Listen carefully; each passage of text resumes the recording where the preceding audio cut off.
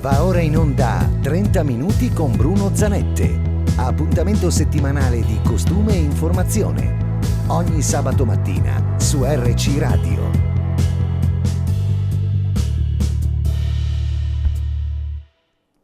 30 minuti con Bruno Zanette, eccoci qui. Oggi, passato appena il Natale, signor Sindaco, la ringrazio per la sua cortesia, per essere venuto a raccontare un po' ai nostri cittadini, visto che il Natale è passato, ci avviciniamo verso la fine anno, a raccontare un po' di operatività dell'amministrazione in quest'anno. Così, ormai siamo agli sgoccioli, mancano poche ore alla conclusione dell'anno e come tradizione in tutti gli anni si tirano un po' le somme di cosa è accaduto. Intanto diciamo che per fortuna abbiamo avuto, ci ha accompagnato una operatività che ci ha visti presenti tutti i giorni, puntualmente sulle questioni amministrative della città e pur nelle difficoltà che questo momento ha in sé. È vero che in queste ultime ore con la finanziaria nuova c'è qualche speranza in più per gli investimenti del prossimo anno e quindi possiamo guardare con un po' di più fiducia l'esercizio che si sta per aprire. Nelle grandi difficoltà che ci sono state, io penso comunque che la città di Conegliano sia riconoscibile per la città una presenza sia nei servizi che negli investimenti commisurata con le possibilità che in questo momento abbiamo. Sono stati garantiti i servizi che la città ormai ha consolidato, per cui è riconosciuta non soltanto sul territorio ma anche molto più in là. Sono state realizzate iniziative di animazione che hanno avuto il loro seguito, perché insomma ci sono stati momenti importanti durante l'arco dell'anno, penso alle attività culturali, penso alle attività speciali, il raduno degli alpini, i concerti di Basmet, ma posso pensare alle manifestazioni di primavera, alle grandi iniziative che sono state fatte del patinaggio. Abbiamo avuto la fortuna di avere anche nella collaborazione con ZED una bella serie di appuntamenti nella Zoppa Arena con numeri decisamente importanti, perché penso che insomma, i 100.000 spettatori di quest'anno per quegli spettacoli siano comunque un dato da evidenziare, come non va dimenticato per esempio tutta l'attività del Palazzo Sarcinelli, la grande mostra dedicata al Carpaccio che anticipa la prossima dei Vivarini, 35.000 visitatori, anche in quel caso non sono pochi. Ecco, credo che dal punto di vista della vita della città ci sia stata effettivamente una buona vivacità, pur capisco che si potrebbe fare di più, ma insomma il fatto che i turisti abbiano apprezzato la città e ci sia stato un incremento di presenze turistiche conforta e ci dice che siamo sulla direzione giusta. Sul piano degli investimenti sicuramente la città si merita di più e di questo devono essere consapevoli coloro che ci tengono stretti. Penso al fatto di non poter spendere i soldi in cassa e penso tra l'altro al fatto di una compartecipazione fiscale da parte del comune rispetto alla solidarietà con gli altri comuni che non ha giustificazione.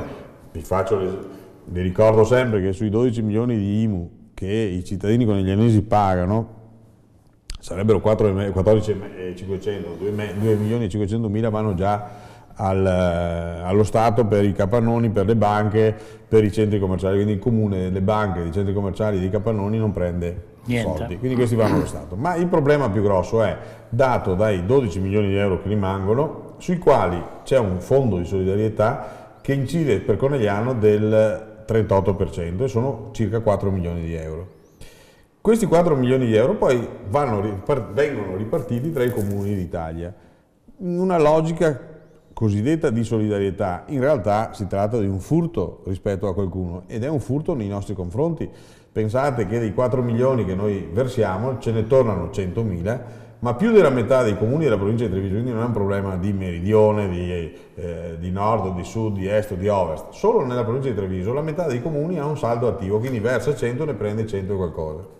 E io non vedo perché devo fare solidarietà con i comuni della provincia, certo. Mi pare che siano nelle nostre condizioni, forse qualcuno beneficia anche dei servizi che noi eroghiamo e che lui non eroga e quindi può permettersi di fare altro. Quindi io credo che questa sia una cosa che deve cessare e questa è anche una ragione per cui noi abbiamo fatto causa allo Stato e speriamo insomma di vincerla. Guardavo in queste ore c'è stato un buon esito di una causa intentata da parte della Regione nei confronti dello Stato per dichiarare incostituzionale la norma che bloccava le assunzioni. Mi auguro che lo stesso buonsenso adottato dai giudici possa essere adottato in questa cosa, cioè spiegatemi voi perché ci debba essere una solidarietà tra il comune di Conegliano, e posso fare anche i nomi, a Mogliano che prende il 120% di quello che versa, o posso citare quelli fuori provincia, a Chioggia per esempio versa, se non ricordo male, 3 milioni e qualcosa, ne porta a casa 5,5. Quindi sono delle cose che oggettivamente non hanno senso, ma voi capite che se noi avessimo 4 milioni da spendere, anche in spesa corrente, quindi in servizi, sarebbero servizi in più. Se poi li occupassimo in spesa in conto capitale e ci fosse dato per esempio di contrarre quei mutui che avevamo e che ci hanno costretto ad estinguere, avremmo una capacità di spesa anche in investimenti molto elevata. Ciò nonostante quest'anno sono state fatte grandi cose, sono arrivate a compimento una serie di iniziative. La bretella di Parè per esempio è stata fatta con i soldi della provincia, ma non dimentichiamoci che lì c'è un apporto fra virgolette in natura del comune di 6 milioni di euro, perché il comune ha regalato alla provincia la nuova scuola di ragioneria e la provincia si era impegnata a realizzare la bretella di Parè. Pensate al grosso intervento fatto alle Fosse Tomasi. Qualcuno potrà dirmi, ma sa, forse era meglio asfaltare le strade. Sì, però io penso che chi ha a cuore la vita nostra e dei propri figli pensi prima di tutto alla salubrità piuttosto che per esempio al fatto di cose che si... A proposito di salute. In questo senso va detto che io vedo che ci sono altri colleghi per esempio che scelgono il cordolo del marciapiede dell'asfaltatura e preferiscono far finta che non ci siano situazioni pesanti come quelle che avevamo noi con le fosse Tomasi. Questo è un argomento molto importante, però a proposito di salute, noi siamo in piedi come trasmissione perché abbiamo un amico che è un amico comune, che è Alberto Stocco di Cadelpoggio, Alberto di Cadelpoggio, dove il Prosecco incontra il mare. È una realtà imprenditoriale molto qualificata e grazie alla sua capacità ha realizzato in quel di San Pietro di Felletto, come io dico che è conegliano comunque, un resort, veramente un sistema di ricezione del turismo che è fiore all'occhiello per il nostro territorio. Alberto è bravo, dirò che dovrà cambiare anche slogan perché ho capito che il suo Prosecco è anche il suo passo San Pellegrino, quindi il Prosecco incontra anche la montagna e non soltanto il mare. Però è un suggerimento, è un suggerimento. Beh, tornando a noi, abbiamo parlato, lei ha parlato di eventi in Conegliano, ce ne sono stati parecchi, sia culturali che anche ludici, e tutto questo però è, dobbiamo dire, grazie al grande volontariato che abbiamo sul territorio. Quello è un patrimonio di cui disponiamo, per fortuna, che non sempre riusciamo al quale non sempre diamo il giusto peso, perché come capita in tutte le cose, quando tu hai non te ne rendi conto di avere. Questa gente generosa che si occupa a 360 gradi effettivamente moltiplica all'ennesima l'effetto di quelle che potrebbero essere le iniziative che anche la civica amministrazione da sola fosse nelle condizioni di mettere in campo. La fortuna nostra è che sono 300 e oltre associazioni che spaziano a 360 gradi, perché vanno dal volontariato sociale al volontariato legato alle attività culturali, alle sportive e così via.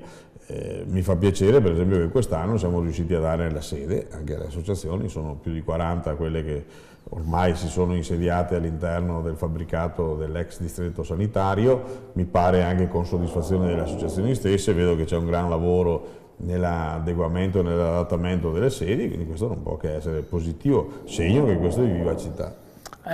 Parliamo di volontariato, le associazioni sono una cosa importante, è un grande patrimonio per la città, un grande patrimonio sono gli alpini, e a proposito del patrimonio alpini come volontariato abbiamo avuto, lei ha citato prima l'evento che è stato un successone per Conegliano, abbiamo anche realizzato un DVD che è a disposizione degli alpini e anzi lo stanno distribuendo in maniera molto forte, perché è di interesse veramente nazionale, non soltanto regionale. Io penso che i dati soddisfino qualsiasi tipo di curiosità, i numeri della manifestazione sono stati numeri imponenti. Penso tra l'altro che ai dati, se affianchiamo la foto della sera del sabato, non ci sia nulla da aggiungere. Fantastica. Va aggiunto però che la Dunata ha avuto delle attività preparatorie e delle attività successive, attività varie perché sono spaziate dalle attività sportive all'incontro col generale Abrate, in anticipo abbiamo avuto il grosso intervento sul Monticano che è stato decisamente utile perché ha ripulito il Monticano, certo. Che l'ha reso sicuramente diverso rispetto anche alla foto che c'è alle nostre spalle. Oggi è pulito, fra 20 anni sarà il momento di tornare, perché ricordo che lo stesso lavoro fu fatto 20 anni fa proprio dagli alpini in occasione del 70° della sezione. Ha citato Zoppa Sarena, mi sembra che stiamo andando verso una definizione della riassegnazione della gestione di questa grande opera che è importante, fiore all'occhiello della città, fiore all'occhiello del territorio, non solo della città, e speriamo che ritorni, che possa essere condotta in maniera meno pesante per l'amministrazione. La Zoppa Sarena è una risorsa per la città, certo. E non solo per Conegliano, la sua funzione deve essere necessariamente sovracomunale, lo dimostra il fatto che anche le società sportive del territorio, quando hanno un evento che va oltre le loro possibilità logistiche, si rivolgono a questo sito. Penso alla grande manifestazione sul judo di Vittorio Veneto, che però per quel tipo di attività è necessariamente ricorre alla struttura della Zoppa Sarena. Penso ai campionati che ci sono stati di pattinaggio, penso ai campionati kickboxing che ci sono stati, certo. So che ci sono una serie di attività già in programma anche per il prossimo anno. Indubbiamente la Zoppa Sarena ha avuto una vita un po' travagliata negli ultimi anni per una attenzione. Ricordo che una situazione analoga fu vissuta anche a suo tempo dalla piscina di Conegliano, però fortunatamente poi si è risolta e credo che la piscina di Conegliano oggi sia considerata uno dei migliori impianti natatori che abbiamo in giro nel circondario e anche oltre. Per la Zoppa Sarena la vita di quest'anno è stata una vita intensa, perché le giornate sono state tutte quante giornate occupate. Poi ci sono delle giornate di grandi manifestazioni, ci sono giornate in cui ci sono delle società sportive che si allenano per le loro attività, penso al tennis tavolo, penso agli scacchi, penso allo stesso pallavolo femminile. Certo, le porte della Zoppa Sarena sono sempre state aperte, soprattutto nel periodo peraltro di gestione del comune. Abbiamo provato più volte a metterla a disposizione attraverso bando. C'è un'offerta che è al vaglio della Commissione e appena la Commissione ci dirà se è tutto a posto tireremo le somme. Io penso che non dobbiamo guardare in faccia a nessuno, dobbiamo soltanto dire se le condizioni corrispondono alla norma e quindi si è nelle condizioni di procedere, è giusto che si proceda. Io penso che la spesa che si sostiene per la Zoppa Sarena sia comunque una buona spesa. È un impianto che gremito dà il senso della sua capacità. Penso agli ultimi concerti di Jovanotti, decisamente non solo il colpo d'occhio ma anche lo spirito, il clima che si è venuto a creare, è un clima decisamente positivo. Certo, signor Sindaco, so che lei ha un impegno che deve andare via e allora guardandoci il panorama di Cadelpoggio ritorniamo a salutare il nostro amico Alberto di Cadelpoggio, dove il Prosecco incontra il mare e può incontrare forse la montagna. Signor Sindaco, grazie. Arrivederci alla prossima settimana poi. Prossima, arrivederci.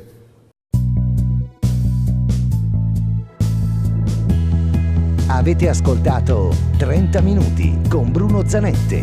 Appuntamento a sabato prossimo.